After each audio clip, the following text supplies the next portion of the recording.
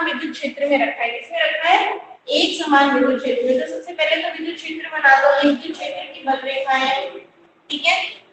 अब हमारा जो द्विध्रुव है वो एक समान विद्युत क्षेत्र में, जैसे हम उस द्विध्रुव को लगते हैं आपको, और आप यहाँ पढ़ चुके हो कि जब हम किसी भी द्विध्रुव को एक समान विद्युत क्षेत्र में रखते हैं तो उसके ऊपर क्या कार्य करता है? बलयुग्म कार्य करता है। क्या कार्य करता है? एक बलयुग्म कार्य करता है, और उस बलयुग्म के कारण उसके ऊपर क्या लगता है? उसमें घूर्णन होता है। क्या होता है? उसमें घूर्णन होता है, उनके द्वारा ही उसमें क्या होता है? कार्य होते हैं। क्लियर? ये पहले आप पढ़ चुके हो। और जो उसमें बलयुग्म कार्य करता है वो बलयुग्म क्या कहलाता है? यहाँ पे बलाघूर्ण कहलाता है। क्या कहलाता है बच्चों? बलाघूर्ण कहलाता है, जिसको कि हम किससे व्यक्त करते हैं? टॉ से व्यक्त करते हैं, ठीक है। अब वही केस हम यहाँ पे देख रहे हैं कि हमारा यहाँ पे क्या रखा है? द्विध्रुव रखा हुआ है, ठीक है। यहाँ प्लस क्यू आवेश है, ये माइनस क्यू आवेश है, ठीक है। अब प्लस क्यू आवेश पर लगने वाले बल जो है वो प्लस क्यू ई वो इस दिशा में, और इसका बल कहाँ लग रहा है? माइनस क्यू ई इस दिशा में, ठीक है। अब इस द्विध्रुव के अंक में जो भी घूर्णन होगा वो इन दो बलयुग्मों के कारण होगा। आप पढ़ चुके हैं कि एक कोई भी, अब जैसे ये रॉड है, इसको मैं इधर से घुमाऊंगी और दूसरा बल यहाँ लगाऊंगी, एक यहाँ लगाऊंगी और एक यहाँ लगाऊंगी, तब क्या होगा? इसमें घूर्णन होगा, ठीक है। और नहीं तो नहीं होगा। तो इन दो बलयुग्मों के कारण इनमें क्या होगा? घूर्णन होगा। तो हमें ये ज्ञात करना है कि इसमें किया गया कार्य कितना होगा, कि कार्य का मान कितना होगा। तो कार्य का मान हम किस रूप में देख रहे हैं? घूर्णन के रूप में देख रहे हैं। किस रूप में देख रहे हैं बच्चों? घूर्णन के रूप में देख रहे हैं, ठीक है। तो जब भी हमने क्या देखा कि ध्यान से स्पष्ट हो रहा है कि इस द्विध्रुव पर जो हमारा प्लस क्यू आवेश है उस पर जो बल लग रहा है वो तो विद्युत क्षेत्र की दिशा के अनुदिश लग रहा है, और माइनस क्यू पर जो बल लग रहा है वो विद्युत क्षेत्र के कैसे लग रहा है? विपरीत दिशा में लग रहा है बच्चों। कैसे लग रहा है? विपरीत दिशा में लग रहा है। विपरीत दिशा में। दिख रहा है ना? यहाँ तक क्लियर है सभी यस को? मैम। ये तो साफ दिखाई दे रहा है, प्लस क्यू पर बल क्यू ई कहाँ लग रहा है? विद्युत क्षेत्र की दिशा में लग रहा है, और माइनस क्यू पर बल कहाँ लग रहा है? इसके विपरीत दिशा में लग रहा है, और इसके कारण इसमें क्या होगा? घूर्णन होगा। अब हम इसमें देख रहे हैं कि इसके घूर्णन के कारण क्या हम इसमें घूर्णन कराना चाहते हैं, ठीक है। परंतु उसी के कारण आप क्या कर रहे हैं? ये बल यहाँ लग रहा है और ये बल यहाँ लग रहा है। तो एक ऐसी स्थिति आ जाएगी जब ये कहाँ पर आ जाएगा? अपनी साम्य अवस्था में आ जाएगा। किसमें आ जाएगा? साम्य अवस्था में। साम्य अवस्था से मतलब कौन सी अवस्था होगी? जब ये द्विध्रुव कैसे होगा बताओ?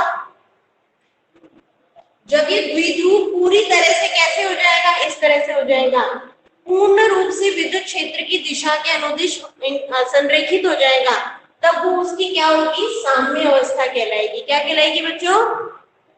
साम्य अवस्था। साम्य अवस्था। साम्य अवस्था कौन सी अवस्था होगी? जब द्विध्रुव, जब डाइपोल जो है वो इलेक्ट्रिक फील्ड के क्या हो जाएगा? संरेखित हो जाएगा, कि यहाँ पर विद्युत क्षेत्र ई और यहाँ पर जो हमारा डाइपोल है वो भी क्या हो जाएगा? इसी के अनुदिश क्या हो जाएगा? संरेखित हो जाएगा। तो उसे साम्य अवस्था की स्थिति कहेंगे। क्या कहेंगे उसे हम? साम्य अवस्था। क्योंकि ये द्विध्रुव हमेशा इस प्रकार से प्रयत्न, क्योंकि आप पढ़ चुके कि हर एक वस्तु क्या चाहती है? हमेशा संतुलित अवस्था में बने रहना चाहती है। वो नहीं चाहते कि उसके अंदर किसी भी तरह का कोई परिवर्तन हो। तो जब इस द्विध्रुव को आपने एक समान विद्युत क्षेत्र में रखा तो ये द्विध्रुव भी क्या चाहता है? कि मैं साम्य अवस्था में बना रहूं। और धीरे धीरे कोशिश करते करते करते करते ये कैसे आ गया? इस विद्युत क्षेत्र के क्या हो जाता है? संरेखित हो जाता है। इसके अलोंग अपने आप को क्या कर लेता है? संरेखित कर लेता है। इस तरह से आ जाता है। लेकिन हम तो चाहते हैं कि इसमें घूर्णन हो। तो अगर हम इसमें घूर्णन कराना चाहते हैं तो हमें क्या करना पड़ेगा? कुछ कार्य करना पड़ेगा बच्चों। क्या करना पड़ेगा? कार्य करना पड़ेगा। कार्य करना पड़ेगा। क्यों कर रहे हैं बताओ? क्योंकि ये द्विध्रुव स्वयं अपने आप को धीरे धीरे इनके ऊपर जो लगने वाला जो बल है उसके कारण ये अपने आप को धीरे धीरे स्वयं एक समान विद्युत क्षेत्र की क्या कर लेता है? संरेखित कर लेता है, और साम्य अवस्था में या संतुलित अवस्था में आ जाता है, और इसमें किसी प्रकार का कोई परिवर्तन नहीं होता। लेकिन अगर हम इसमें घूर्णन कराना चाहते हैं तो हमें अगर हम क्या कराना चाहते हैं? घूर्णन कराना चाहते हैं तो हमें क्या करना पड़ेगा? कुछ ना कुछ कार्य करना पड़ेगा। क्या करना पड़ेगा बच्चों? कार्य करना पड़ेगा। सारी बात समझ में? तो आप अब ये कैसे हो गया, इस तरह से इंक्लाइंड हो गया। सपोज देखो ये किस अवस्था होगी, उसकी संतुलित अवस्था। तो यहाँ पर द्विध्रुव का विद्युत क्षेत्र के साथ एंगल कितना बन रहा है बताओ। द्विध्रुव आघूर्ण 0 डिग्री और विद्युत के बीच में एंगल कितना है? 0 डिग्री 0 डिग्री है। जब ये एक दूसरे के ऊपर होंगे तो थीटा बराबर क्या होगा? 0 डिग्री। अभी संतुलित अवस्था में थीटा बराबर क्या होगा? 0 डिग्री होगा। पी और ई के बीच में एंगल। अब आप यहाँ से इसे क्या करना चाहते हो? इसकी इस स्थिति से इसे घुमाना चाहते हो। तो आपने इस स्थिति से घुमा के इसको इतना ले आए, तो माना कि आप इसे कितने एंगल तक घुमा के लेके गए? थीटा नॉट एंगल तक घुमा रहे हो। कहां से कहां तक घुमा रहे हो? थीटा बराबर 0 डिग्री से लेके थीटा बराबर थीटा नॉट डिग्री तक आप क्या कर रहे हो? इसमें रोटेशन कर रहे हो। और ये क्या है? आपके द्वारा किया गया कार्य। आ रही बात समझ में? इतना समझ में आया सभी को? Yes ma'am yes ma'am. बाकी सभी को समझ में आया कि ये अपने आप को स्वयं ही अपने आप को संतुलित अवस्था में लाने का प्रयास करता है और ये विद्युत क्षेत्र E की दिशा के अनुदिश अपने आप को संरेखित कर लेता है। इतनी थीटा बराबर 0 डिग्री हो गई। लेकिन अब आप चाहते हो कि इसमें कुछ ना कुछ कार्य हो, आप इसे इसकी संतुलित अवस्था से हटाना चाहते हो, तो आपने क्या करा? कुछ ना कुछ कार्य करा। और कार्य कैसे कर रहे हो कि आप इस द्विध्रुव को आप 0 डिग्री से घुमा के थीटा नॉट डिग्री तक लेकर आ रहे हैं। तो आपने क्या करा? कुछ कार्य करा। ठीक है, तो उसके द्वारा किया गया कार्य हम निकाल लेते हैं। ठीक है, अब आगे चीज पढ़ चुकी होगी। इनके ऊपर लगने, इन दो बलयों के कारण इस पर लगने वाला जो बलाघूर्ण होता है बच्चों, वो क्या होता है? PE cos theta. ये तो पहले पढ़ चुके हो ना? यस मैम तो बराबर क्या होता है? PE cos theta PE cos theta होता है ना? क्लियर है सभी को ये? ठीक है, यस अब हम मैम बोल रहे हैं कि इसके द्वारा किया द्विध्रुव आघूर्ण में थीटा इक्वल्स टू 0 डिग्री से थीटा नॉट डिग्री तक लाने के लिए उसके द्वारा द्विध्रुव पर किया गया कार्य ज्ञात कर लेते हैं। क्या ज्ञात कर लेते हैं? कार्य। ठीक है, ये मिटा रही हूं मैं। किया गया कार्य, तो किया गया कार्य कैसे ज्ञात करेंगे बच्चों? तो एक, अब इसके लिए बीच में से क्या स्थिति ले लोगे आप? ये वाली अत्यंत कोण की, कि माना कि हमने थोड़ा सा dw कार्य करा, छोटा सा। तो हम आप अपनी संपूर्ण स्थिति प्राप्त करने से पहले एक छोटा सा कार्य dw को करने के लिए अगर उसे इतना काम करना पड़ रहा है, इतना विस्थापन करना पड़ रहा है, तो पूरी द्विध्रुव आघूर्ण को थीटा नॉट तक लाने के लिए उसे कितना कार्य करना पड़ेगा? तो हम सबसे पहले किसके लिए देख रहे हैं? d थीटा विस्थापन के लिए। किसके लिए देख रहे हैं? d थीटा कोणीय विस्थापन के लिए किया गया कार्य। तो d थीटा कोणीय विस्थापन के लिए उसने कितना कार्य करा? dw कार्य करा। लेकिन बलाघूर्ण का मान क्या होगा? सेम होगा यहाँ पर, क्योंकि बलाघूर्ण चाहे वो d थीटा कोण के लिए बलाघूर्ण लग रहा है उसमें या थीटा नॉट के लिए लग रहा है, हमेशा तो बलयुग्म यही बना हुआ है ना, वो थोड़ी चेंज हो रहा है बच्चों। तो आप ये मत सोचना कि भाई d थीटा के लिए बला टॉक की वैल्यू अलग होगी, थीटा नॉट के लिए टॉक की वैल्यू होगी। थीटा की वैल्यू क्या होगी? सॉरी, टॉप की वैल्यू क्या होगी? सेम होगी, क्योंकि बलयुग्म तो वही है। ये यहाँ पे प्लस टू, यहाँ पे माइनस टू, वो थोड़ी चेंज हो रहा है। अगर ये दोनों चेंज होते तो हमारे पास टॉप की वैल्यू चेंज होती। ठीक है, तो डी किया गया कार्य बराबर क्या होगा? बलाघूर्ण इनटू कोणीय विस्थापन। क्लियर है ये परिभाषा सभी को? यस मैम ये दिखाई दे रहा है ना? बाहर तो नहीं चला गया? क्लियर? तो बलाघूर्ण क्या है? टॉ, और कोणीय विस्थापन क्या है? D theta. तो डी डब्ल्यू बराबर टॉ डी थीटा। टॉ की वैल्यू रख लो PE sin theta, PE sin theta D theta D W. Clear है यहाँ तक? Yes ma'am clear? अब हमें संपूर्ण द्विध्रुव आघूर्ण के लिए किया गया कार्य निकालना है। ठीक है, तो कुल किया गया कार्य, कुल किया गया कार्य कहां से कहां तक? थीटा बराबर 0 डिग्री से थीटा बराबर थीटा नॉट डिग्री तक घुमाने के लिए कहां से कहां तक कार्य कर रहे हो आप? जब ऐसे आ गया था द्विध्रुव आघूर्ण, यहाँ से लेकर इतना थीटा नॉट डिग्री तक आप उसे घुमा रहे हो, तो इतना तक घुमाने में उसे आपको कितना कार्य करना पड़ेगा? टोटल कितना कार्य करना पड़ रहा है? W कार्य। तो W बराबर क्या हो जाएगा? Theta is equal to 0 degree to theta बराबर थीटा नॉट dw। क्लियर है यहाँ तक? Yes, ma'am. ओके, तो यहाँ से dw की वैल्यू कर लो। तो 0 डिग्री टू थीटा नॉट बराबर pe sin theta dt। Clear? ये डायग्राम मिटा रही हूँ मैं। तो हमारे पास क्या आ गई वैल्यू? W बराबर PE क्या है?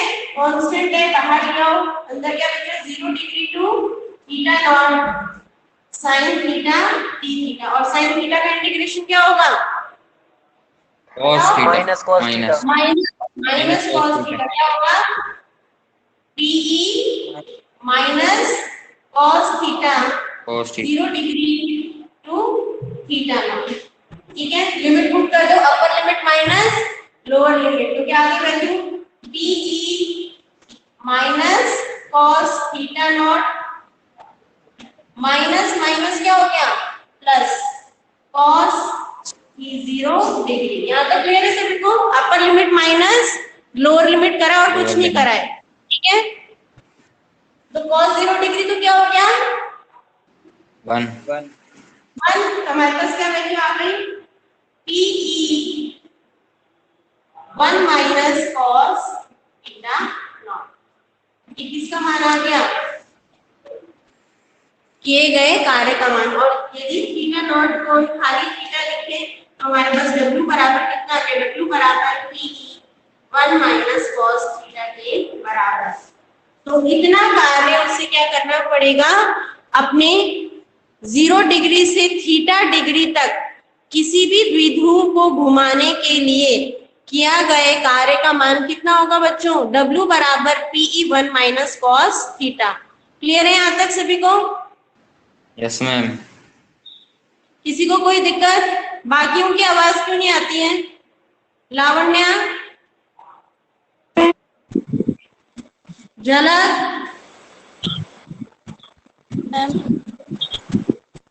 ओके, क्लियर है ना सभी को? Yes ma'am. पहले तो वो 0 डिग्री पे था द्विध्रुव और मैंने उसको 30 डिग्री तक घुमा दिया और उसके द्विध्रुव आघूर्ण के द्वारा सम विद्युत क्षेत्र में किया गया कार्य बताओ। तो सीधा फॉर्मूला क्या लगाओगे आप? W बराबर PE 1 माइनस cos थीटा बराबर क्या हो गया यहाँ पे? 30 डिग्री। क्लियर है सभी को? Yes, ma'am. अब इसको न्यूमेरिकल आ जाएगा, आप देख सकते हो ना? ठीक है, अब इसमें अब विशेष स्थितियां देख लेते हैं हम लोग। ठीक है, पहली स्थिति जब थीटा बराबर क्या होगा? अगर थीटा बराबर वही 0 डिग्री मतलब वो बिल्कुल भी नहीं घूमा तो 1 माइनस 1 W किया गया कार्य क्या होगा? 0 होगा। थीटा बराबर अगर 90 डिग्री हो जाए, थीटा बराबर कितना हो? 90 डिग्री। मतलब आपने द्विध्रुव को कैसे घुमाया? पहले तो वो ऐसे रखा था द्विध्रुव, अब आपने उसे घुमा के कैसे लिया है? इस प्रकार लिया है। 90 डिग्री का मतलब समझ में आ रहा है ना? Yes, ma'am. पहले वो ऐसे रखा था विद्युत क्षेत्र की दिशा के अनुरूप द्विध्रुव, आपने उसे घुमा के कितने डिग्री पर लिया है? 90 डिग्री तक घुमा के लिया है, इस तरह से लिया है। तो थीटा बराबर 90 डिग्री हो तो किया गया कार्य बताओ कितना होगा? W बराबर PE. कितना होगा? PE। PE. W बराबर कितना होगा? PE होगा, दिखाई नहीं दे रही है? W बराबर कितना होगा? PE।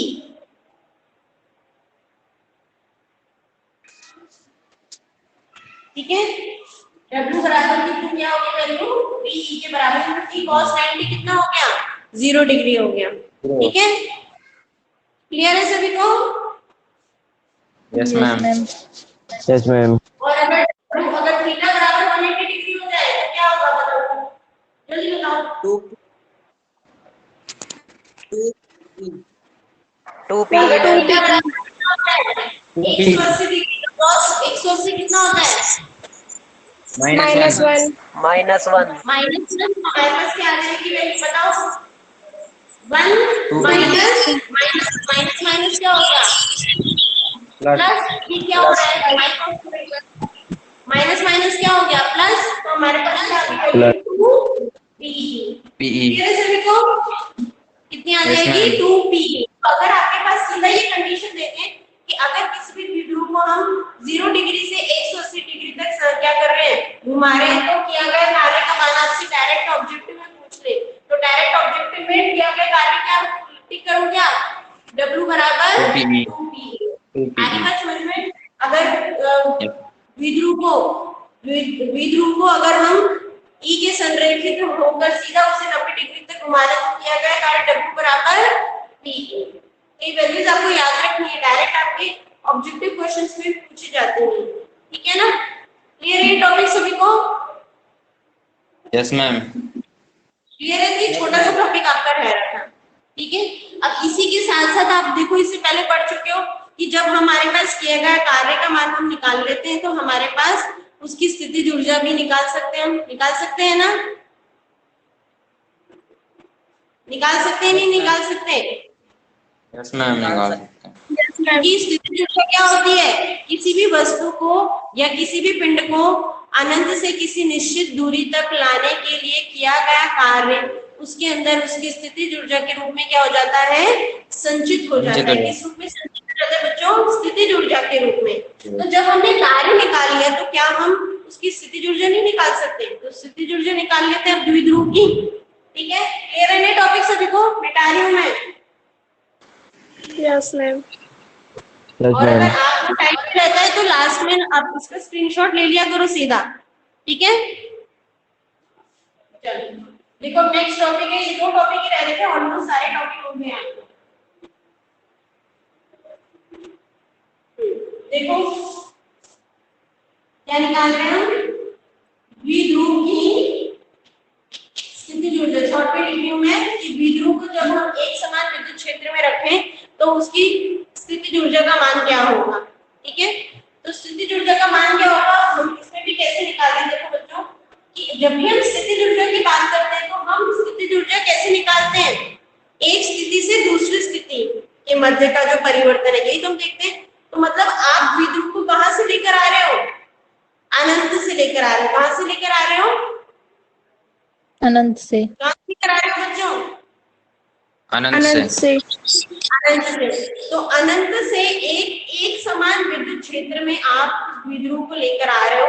तो अनंत से एक समान विद्युत क्षेत्र में भी आप कैसे लेकर आ रहे हो कि वो हम लेकर तो आए द्विध्रुव को, लेकिन जब वो द्विध्रुव उस एक समान विद्युत क्षेत्र में आए तो वो उसके संरेखित बना रहे, ठीक है? मतलब साम्य अवस्था में बना रहे। आ रही बात समझ में? तो ऐसी साम्य अवस्था में लाने के लिए हम उसके लिए जितना भी कार्य करेंगे वो उस द्विध्रुव के अंदर उसकी स्थितिज ऊर्जा के रूप में क्या हो जाएगा? संचित हो जाएगा, ठीक है? तो कहने का मतलब क्या है कि अगर ये हमारा क्या है एक समान विद्युत क्षेत्र है, हम कहां से लेकर आ रहे हैं? अनंत से। कहां से लेकर आ रहे हैं बच्चों? अनंत से क्या कर रहे हैं? लेकर आ रहे हैं द्विध्रुव को। अनंत से लाकर हमने द्विध्रुव को यहाँ पर इस एक समान विद्युत क्षेत्र के क्या रख दिया? संरेखित इस प्रकार से रख दिया, ये प्लस क्यू और ये माइनस। इस प्रकार से इसको इसके संरेखित लाकर रख दिया, ठीक है? अब संरेखित लाकर रख दिया तो इस प्लस क्यू आवेश पर जो बल होगा प्लस क्यू की वो यहाँ पर लगेगा और इस पर जो बल होगा माइनस क्यू बी वो इस दिशा में लगेगा। ये क्लियर है सभी को? Yes ma'am. ठीक है। जब हमने इस द्विध्रुव को अनंत से उठाकर इस एक समान विद्युत क्षेत्र में लाकर रखा तो प्लस क्यू आवेश पर जो बल की दिशा है वो तो विद्युत क्षेत्र की दिशा के अनुदिश है, जैसे हम इससे पहले भी पढ़ चुके हैं, परंतु माइनस क्यू आवेश पर जो बल है वो उसकी विपरीत दिशा में लग रहा है। इसका मतलब कि जब हम इस द्विध्रुव को यहाँ लाकर रख रहे हैं और इन दोनों की मध्य की दूरी कितनी है? 2a है। तो इस प्लस क्यू आवेश को लाकर ऐसे यहाँ पे रखा हमने, तो प्लस क्यू आवेश को तो कोई एक्स्ट्रा काम करने की जरूरत ही नहीं पड़ी क्योंकि वो तो विद्युत क्षेत्र की दिशा के अनुदिश है यहाँ पे। परंतु माइनस क्यू आवेश जो है वो इस प्लस क्यू से कितनी दूरी पर है? 2a दूरी पर है। तो इसको यहाँ तक लाने के लिए रखने के लिए हमें कुछ एक्स्ट्रा कार्य करना पड़ा। तो एक्स्ट्रा कार्य माइनस क्यू को करना पड़ रहा है, प्लस क्यू को करना पड़ रहा है?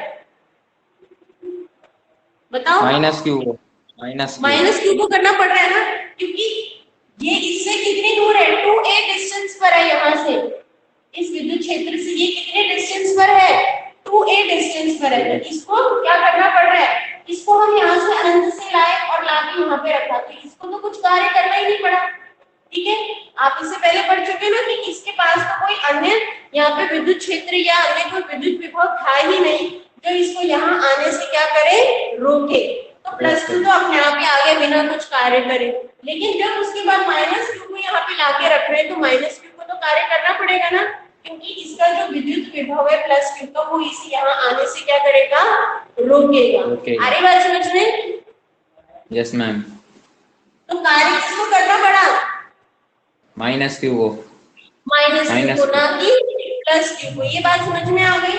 तो कार्य किसको करना पड़ेगा, -q आवेश को 2a दूरी तय करने के लिए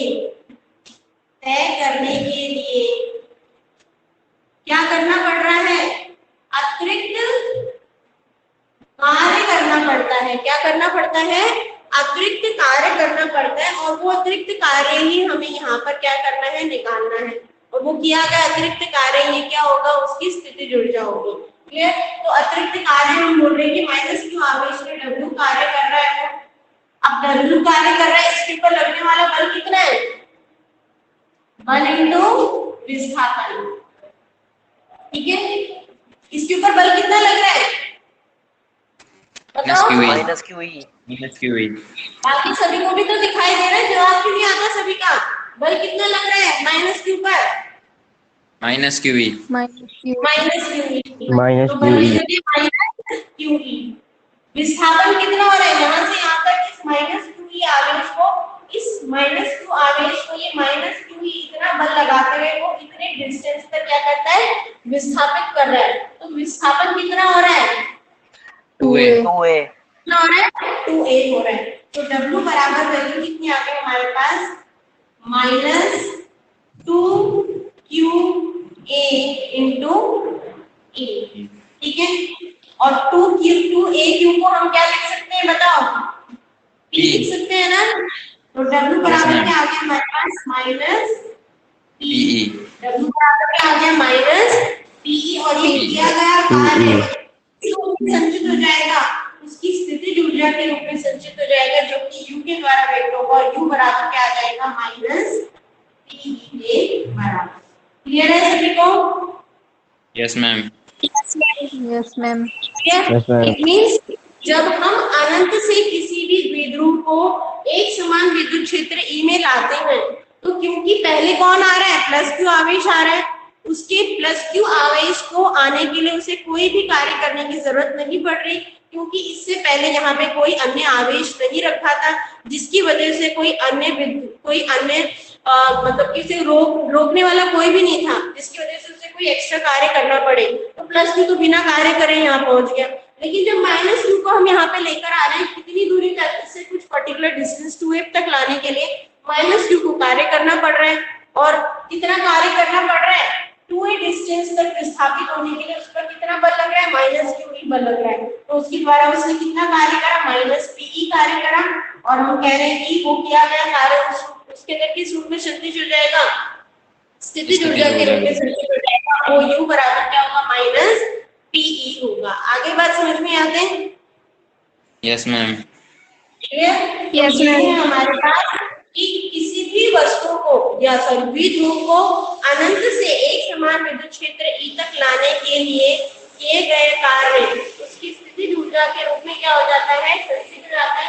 और स्थितिज ऊर्जा का मान कितना होता है, -PE। ठीक है, स्थितिज ऊर्जा का मान कितना होगा, -PE होगा।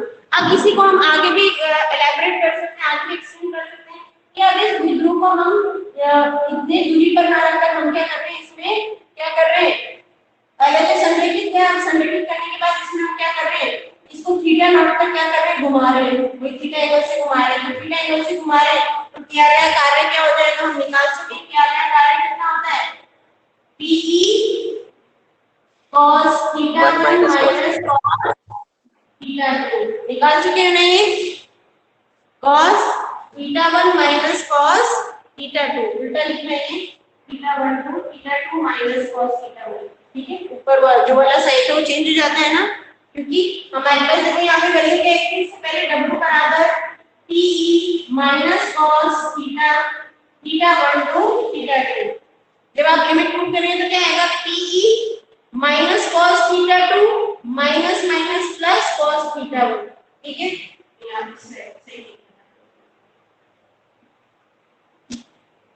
ठीक है, क्लियर है? यही से वो वैल्यू लिखी हमने, किए गए कार्य। ये समझ में आ रहा है नहीं आ रहा है समझ में सभी को? यस मैम, आ रहा है समझ। इससे पहला वाला जो हमने टॉपिक करा था उसमें वैल्यू निकाली थी ना W की, W बराबर PE माइनस cos θ1 to θ2। अगर हम उसे θ1 से θ2 तक घुमा रहे हैं, हमें θ1 की वैल्यू कुछ भी हो सकती है, 30 डिग्री भी हो सकती है और θ2 60 डिग्री भी हो सकता है। कि आप 30 डिग्री से 60 डिग्री तक घुमा रहे हो तो बताओ किया गया कार्य कितना होगा।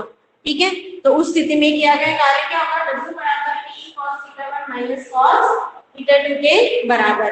और किया गया कार्य हम देख चुके हैं कि स्थितिज ऊर्जा का मान क्या होता है, सदैव ऋणात्मक होगा। सदैव क्या होगा, ऋणात्मक होगा। तो यहाँ से किया गया कार्य में क्या होगा, ये स्थितिज ऊर्जा का मान क्या होगा, U is equals to minus PE cos θ1 minus cos θ2। ये तो ये होता है वाली स्थिति में कि अगर 0 डिग्री से थीटा कोण तक आप किसी को घुमा रहे हो तो W बराबर पहले क्या है हमारे पास, PE 1 माइनस cos θ। ये वैल्यू आई थी नहीं आई थी, W बराबर PE 1 माइनस cos θ। ये वैल्यू निकाली थी ना आपने, दिख रहा है ये लिखा हुआ? Yes ma'am. ठीक है, अब यहीं से इसको तो हम रख लेते हैं U2, इसको रख देते हैं U1। कि जब वो द्विध्रुव विद्युत क्षेत्र E के संरेखित था तो उसकी स्थितिज ऊर्जा कितनी थी, U1 बराबर माइनस PE। जब उसको थीटा कोण से हमने क्या कर दिया, घुमा दिया, तब उसकी स्थितिज ऊर्जा कितनी है, PE 1 माइनस cos थीटा है। तो आप बोल रहे हैं कि भाई टोटल उसकी स्थितिज ऊर्जा कितनी होगी, तो टोटल स्थितिज ऊर्जा कितनी हो जाएगी, U is equals to U1 plus परिधि में। तो टोटल स्थितिज ऊर्जा कितनी हो जाएगी बताओ, जब वो संरेखित था द्विध्रुव, जब वो द्विध्रुव विद्युत क्षेत्र E की क्या था, संरेखित था, तब उसकी स्थितिज ऊर्जा U1। जब हमने उसको थीटा कोण से घुमा दिया तब उसकी स्थितिज ऊर्जा कितनी है, U2 है। तो अब बताओ टोटल स्थितिज ऊर्जा कितनी होगी, तो टोटल स्थितिज ऊर्जा U बराबर U1 प्लस U2। U1 का मान रखते हैं, U1 कितना है माइनस PE प्लस U2 कितना है PE 1 माइनस cos थीटा। ठीक है, तो माइनस PE से प्लस PE क्या हो गया, कैंसिल, और हमारे पास मान क्या आ गया, माइनस PE cos थीटा। तो U की वैल्यू कितनी आ गई बच्चों, U इज इक्वल्स टू कितना होता है कि कुल स्थितिज ऊर्जा कितनी होती है, माइनस PE cos थीटा के बराबर होती है। आ गई बात समझ में? Yes ma'am. Yes ma'am. और ये एनर्जी भी चाहिए जब हमने द्विध्रुव को कैसे रखा है, 0 डिग्री से थीटा कोण तक हम उसे घुमा रहे हैं, तब उसकी स्थितिज ऊर्जा कितनी होगी, U बराबर माइनस PE cos थीटा। आ रही बात समझ में? यस अब क्वेश्चन आता देखो ऐसे करके रखेंगे कि प्रारंभिक रूप में अगर द्विध्रुव क्या है हमारा, विद्युत क्षेत्र के संरेखित है और हमने उसे 60 डिग्री से क्या कर दिया, घुमा दिया, तो उसकी स्थितिज ऊर्जा का मान बताओ। 60 डिग्री से घुमाने पर उसकी स्थितिज ऊर्जा कितनी होगी बताओ, तो कुल स्थितिज ऊर्जा कितनी होगी बताओ, सूत्र लगाओ, U is equals to minus PE cos 60। आगे और cos 60 की वैल्यू कितनी होती है, 1/2। 1/2। और P और E का भी जो मान दे रखा होगा वो P और E की वैल्यू रख देना, आपके पास U का मान आ जाएगा। क्लियर है सभी को? Yes ma'am. ये दो टॉपिक रह रहे थे, ये दो सूत्र आपने याद रखे हैं, ये याद रखने सभी सूत्र। W बराबर PE 1 माइनस cos थीटा और दूसरा सूत्र है U बराबर माइनस PE cos थीटा। ये दो सूत्र पढ़े आपने। ये तो W बराबर PE 1 माइनस cos थीटा तो क्या है, जब द्विध्रुव को 0 डिग्री से थीटा कोण तक घुमाने के लिए किया गया कार्य। U क्या है, द्विध्रुव को 0 डिग्री से थीटा कोण तक घुमाने के लिए उसके अंदर संचित स्थितिज ऊर्जा। क्लियर है दोनों कंडीशन? अब यस मैम। अगर आपसे पूछा जाए कि 0 डिग्री से थीटा कोण तक घुमाने के लिए द्विध्रुव में कितना कार्य किया गया है, तो कितना कार्य किया गया, P1 - cos थीटा, और उसकी स्थितिज ऊर्जा कितनी है, जब उसे 0 डिग्री से थीटा कोण तक आप घुमा रहे हो तो उसके अंदर कितनी पोटेंशियल एनर्जी स्टोर हो रही है, कितनी पोटेंशियल एनर्जी स्टोर हो रही है, U = -P cos थीटा। और आप इससे पहले पढ़ चुके हो कि स्थितिज ऊर्जा क्या होती है, ऋणात्मक होती है, पढ़ चुके हो ना?